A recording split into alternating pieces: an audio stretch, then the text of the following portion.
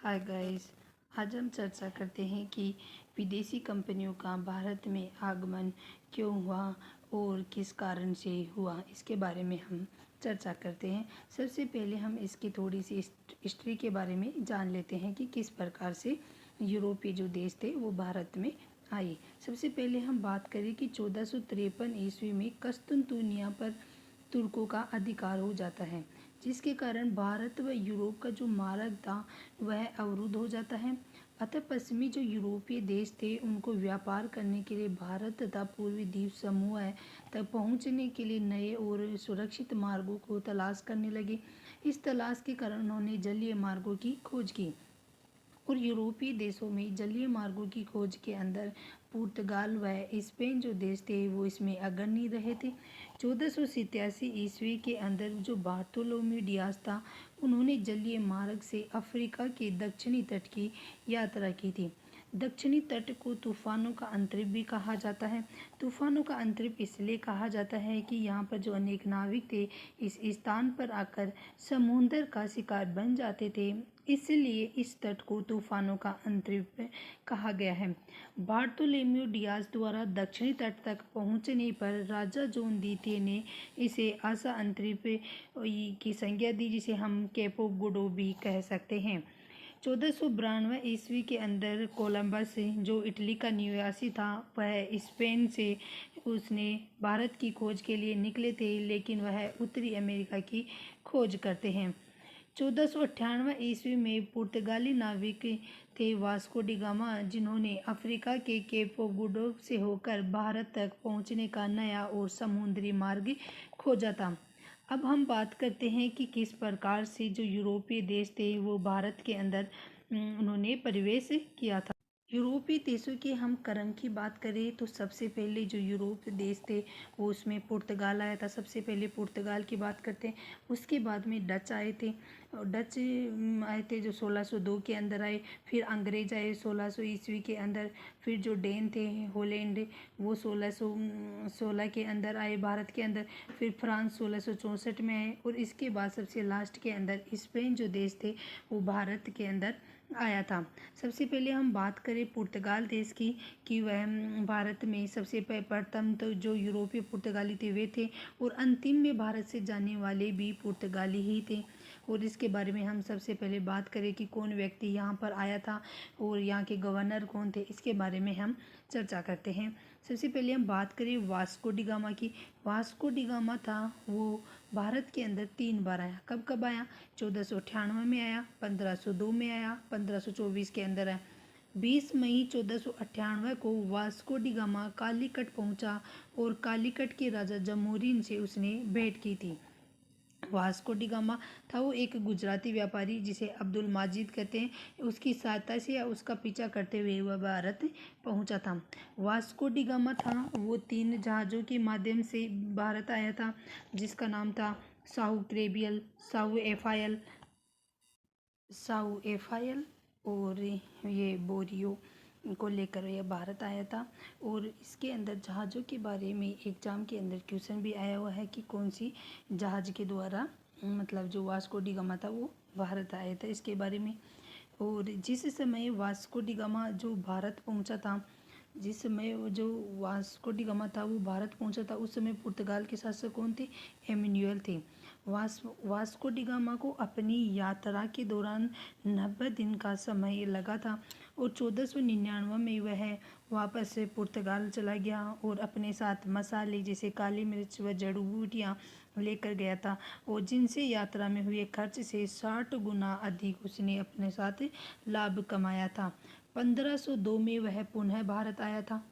1524 के अंदर तीसरी बार वह भारत आया और उसने कोचीन में ही उसकी मृत्यु हो जाती है। किसकी? वास्को डी गामा की मृत्यु हो जाती है।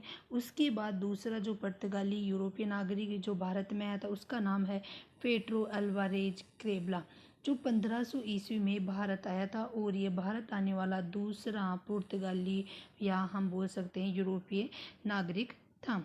1500 ईस्वी में यह कालीकट में पुर्तगालियों ने अपनी प्रथम व्यापारी कोठी या फैक्ट्री हम जिसे कह सकते हैं उसकी स्थापना की, जो पुर्तगालियों का प्रथम यूरोपीय प्रतिष्ठान था। 1501 के अंदर कोचीन में और 1503 में कविलोन में व्यापारिक फैक्ट्रियों की स्थापना की थी, जो पुर्तगालियों की दूसरी व तीसरी व्यापारिक कोठियाँ थीं। 1503 में कोचीन में पुर्तगालियों ने अपनी प्रथम दुर्गीकृत बस्ती की स्थापना की, जो भारत में प्रथम दुर्गीकृत यूरोपीय बस्ती थी। उसके बाद में पुर्तगालियों द्वारा 1505 में बसाया गया दूसरा दुर्ग, जिसका नाम था कुन्नूर, जिसे फोर्ट सेंट एंजिलो के नाम से भी जाना जाता है। अभी हम इसके बारे में बात करें कि इसके अंदर एक नोट है जो इम्पोर्टेंट है। इसके बारे में है कि पुर्तगालियों ने 1498 ईस्वी में एस्ता दो इंडिया के नाम से अपनी व्यापारी कंपनी की स्थापना की थी, जो एक सरकारी कंपनी थी पुर्तगाल के अंदर। इसके बाद में हम तीसरे व्यक्ति की बात करें कि कौन था जो भारत के अंदर आया था, तो हम बात करें Francisco de Almeida. Francisco de Almeida था, वह भारत में पुर्तगाली बस्तियों का क्या था, प्रथम गवर्नर था, जो 1505 से 1509 तक गवर्नर रहा था। अल्मेडा ने समुद्री व्यापार पर एकाधिकार करने के लिए तटवर्ती क्षेत्रों की किलेबंदी प्रारंभ कर दी थी, जिसके कारण इस नीति को ब्लू वाटर पॉलिसी या नीले पानी की नीति के नाम से भी जाना जाता है। इस नीति का मुख्य उद्देश्य था हिंद महासागर में अरबों के व्यापार को समाप्त करना और भारतीय समुद्रों पर अधिकार को जमाए रखना, जो इस पॉलिसी का मुख्य उद्देश्य था। हम बात करें पुर्तगाल में दूसरा आगे वो कौन सा व्यक्ति आया, तो अल्फांसो डी अल्बुबर्क थे। जो अल्फांसो डी अल्बुबर्क थे, वो भारत में पुर्तगाली शक्ति का वास्तविक संस्थापक इन्हें माना जाता है, जो 1509 से 1515 तक पुर्तगाली बस्तियों के गवर्नर रहे थे। और इसने 1510 में तीमिया नामक जो हिंदू थे, उसकी सलाह पर या उसके प्रोत्साहन से कृष्ण देव राय के सहयोग से बीजापुर शासक यूसुफ आदिल शाह को पराजित करके गोवा पर अधिकार किया था। गोवा पर अधिकार होने के बाद में पुर्तगालियों का यह उपनिवेश गोवा सबसे पहले भारत का प्रथम यूरोपीय उपनिवेश बन गया था। अल्बुबर्क ने पुर्तगाली व्यापारियों और सैनिकों को भारतीय महिलाओं से विवाह करने के लिए प्रेरित किया था, और इन विवाह परिणाम स्वरूप उनसे उत्पन्न संतानों को गोवानी कहा गया। अल्बुबर्क के समय ही 1511 में पुर्तगालियों ने दक्षिण पूर्व एशिया की महत्वपूर्ण व्यापारिक मंडी मलक्का, जिसे क्या कहते हैं मलक्का या मलेशिया, पर अधिकार किया था, तथा 1515 में फारस की खाड़ी हारमूज क्षेत्र को अधिकार कर लिया था। फिर इसके बाद में आगे हम अन्य व्यक्ति की बात करें। अल्बुबर्क के बाद में जो पुर्तगाली गवर्नर आया, उसका नाम था नूनी डी कुना। नूनी डी कुना थे, वो 1529 से 1538 तक पुर्तगाली गवर्नर रहे। उसने 1530 में कोचीन के स्थान पर गोवा को पुर्तगाली बस्ती की राजधानी बनाया था। कोचीन में 1503 से 1530 तक पुर्तगालियों की राजधानी रही। फिर गोवा थी, वो 1530 से 1961 तक पुर्तगालियों क्षेत्र की राजधानी रही थी। नानी डी कुन्हा की बात करें तो हम उसके समय 1536 में गुजरात के शासक थे बहादुर शाह। उसको पुर्तगालियों के संघर्ष के दौरान नाव पलटने से उसकी मृत्यु हो गई थी। उसके बाद में हम बात करें कि कार्टेजा आर्मेडा जो काफिला व्यवस्था थी, वो पुर्तगालियों के द्वारा शुरू की गई थी। ये व्यवस्था क्या थी कि जो पुर्तगाली थे वे स्वयं को सागर का स्वामी कहते थे, एवं हिंद महासागर पर नियंत्रण के लिए उन्होंने कार्ज आर्मेडा काफिला व्यवस्था को लागू किया था। कार्ड एक विशेष प्रकार की अनुमति पत्र या परमिट होता था, जिसके माध्यम से पुर्तगाली अन्य व्यापारियों और भारतीय राजाओं को समुद्री व्यापार की अनुमति प्रदान करते थे। आर्मेडा था, वो एक जल सेना का बेड़ा था, जिसके माध्यम से कार्य पद्धति को लागू किया गया था। मुगल बादशाह की बात की जाए, मुगल बादशाह अकबर के समय है जो पुर्तगाली आए थे, तो मुगल बादशाह थे और उन पुर्तगालियों के बीच में क्या संबंध थे, इसके बारे में हम बात करें कि अकबर के समय पुर्तगालियों ने मुगल साम्राज्य में किसी भी प्रकार का विशेष हस्तक्षेप नहीं किया था। और अकबर ने पुर्तगाली क्षेत्र में समुद्री व्यापार करने पर कर्ज प्राप्त करना होता था। अकबर ने प्रतिवर्ष निःशुल्क कर्ज प्राप्तांक एक प्रकार से समुद्री व्यापार और पुर्तगालियों के नियंत्रण को स्वीकार कर लिया था। गोवा के पुर्तगाली गवर्नर से अकबर के संबंध मैत्रीपूर्ण रहे थे और अकबर के काल में ही पुर्तगाल से 3 जेसुइट जो पादरी थे वो अकबर के दरबार में आए थे। शाहजहाँ के समय पुर्तगालियों का बंगाल में मुख्य केंद्र हुगली था, जो बंगाल में पुर्तगालियों का प्रथम केंद्र था। हुगली में पुर्तगालियों ने अराजकपूर्ण व्यवहार के कारण शाहजहाँ ने 1632 में पुर्तगालियों को हुगली से खदेड़ दिया था। 1632 में जो बंगाल का सूबेदार था कासिम खां था और उस समय जो हुगली थी उत्तम कोटि के सूती वस्त्र और अर्धनिर्मित जो रेशम होता था उसका मुख्य केंद्र होता था। अब हम आगे बात करें कि पुर्तगालियों ने भारत में क्या क्या चीज़ें विकसित की या पुर्तगालियों की क्या देन थी, इसके बारे में हम बात। पुर्तगालियों ने भारत के अंदर प्रिंटिंग प्रेस का प्रारंभ किया जो 1556 में किया गया था। गोवा में पुर्तगालियों द्वारा किया गया था और यह अकबर के समय किसके समय किया गया था? जो 1556 थे उस समय शासक मुगल बादशाह अकबर थे, उनके समय किया गया था। और भारत में सर्वप्रथम तंबाकू की खेती भी पुर्तगालियों के द्वारा की गई जो 1605 के अंदर की गई।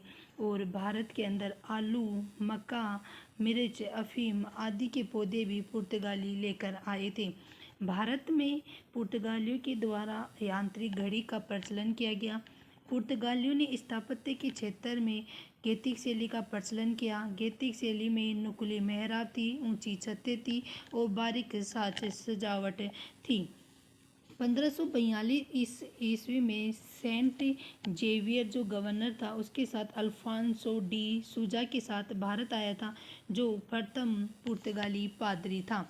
भारत में पुर्तगालियों के पतन की बात करें कि भारत में पुर्तगालियों का पतन किस कारण से हुआ, सबसे पहले हम बात करते हैं अल्फ्रेडो डी सूजा का एक कथन था उसके बारे में कि उनका कथन था वो क्या था कि पुर्तगालियों ने एक हाथ में तलवार और दूसरे हाथ में क्रॉस लेकर भारत में प्रवेश किया, किंतु जब उन्हें बहुत अधिक सोना नजर आया तो क्रॉस को अलग रखकर एक हाथ से अपनी जेब भरना शुरू कर दिया और ज़्यादा भारी हो गई तो उन्होंने तलवार भी फेंक दी और दूसरे लोग जब उनके बाद आए वे आसानी से उन पर हावी हो गए। ये कथन था अल्फ्रेडो डी सूजा का कि जो भारत में था वो एक हाथ में तलवार और दूसरे हाथ में क्रॉस लेकर प्रवेश किया था, लेकिन अधिक सोना देखकर उन्होंने क्या किया अपनी जेब भरना शुरू कर दिया, जिससे उनके हाथ में जो तलवार थी वो भी फेंक दिया, जिसके कारण अन्य जो देश आए यूरोप से उनको ये शासन करने के अंदर या ये व्यापार करने के लिए आसानी हुई। इसी के कारण ये कथन कहा गया। और भारत में जो पुर्तगालियों का मुख्य सहयोगी था जो विजयनगर राज्य था, उस समय 1565 में युद्ध हुआ था, तल्लीकोट युद्ध, जिसमें विजयनगर का पतन होने के कारण व्यापार के अंदर कमी आई। 1580 में स्पेन ने पुर्तगाल पर अधिकार कर लिया था जो 1640 तक रहा। इसी भी कारण भारत के अंदर पतन हुआ पुर्तगालियों का। और पुर्तगालियों ने धार्मिक दृष्टि से कतर से जिसमें मुगलों को अपना विरोधी बना दिया था। पुर्तगाली भारत के बजाय ब्राज़ील के व्यापार को प्राथमिकता दे रहे थे। पुर्तगालियों का ध्यान व्यापार की अपेक्षा लूट मार पर अधिक था, इसके कारण इन्हें समुद्री लुटेरे भी कहा जाता था। पुर्तगालियों को भारतीय बच्चों को उठाकर दास बनाकर बेच देते थे, इस कारण ये पुर्तगाली थे वो भारत में बदनाम थे। 1661 में पुर्तगाल ने अपनी राजकुमारी कैथरीन ब्रिंगचा का विवाह इंग्लैंड के सम्राट चार्ल्स द्वितीय से किया और मुंबई का जो क्षेत्र था वो चार्ल्स द्वितीय को दहेज में दे दिया।